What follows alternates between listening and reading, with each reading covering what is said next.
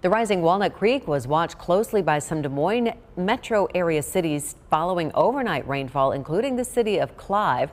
Some parts of the Greenbelt Trail had to be closed because of that flooded creek. But everything was handled quickly. KCCI's Kayla James shares the plan the city has in place for situations like this in the future.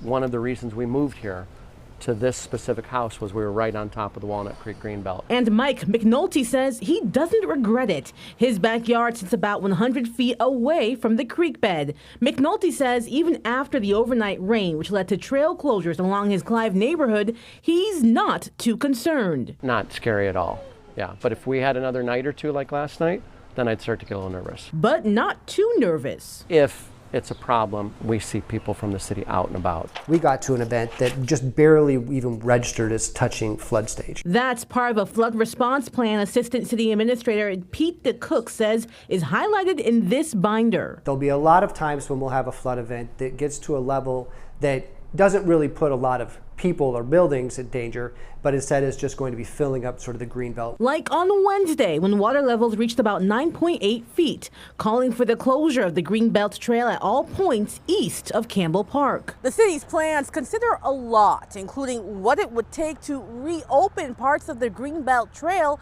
that are closed due to this situation. Our teams will go out and we will clean the trail, sweep it clean, make sure that there's no slippery spots that are remaining. The city's flood response plan. It's going to take us through an event where it starts to rain up to a point then where we are at the 100-year event. Also uses animation to prepare for situations that could arise in the future, like the 100-year event. An event that has a 1% likelihood of happening in any given year. We know that the risk is still very, very present, and we need to be prepared should those bad days come. Prepared and in the know. We're in good shape here in Clive. In Clive, Kayla James, KCCI 8 News, Iowa's news leader.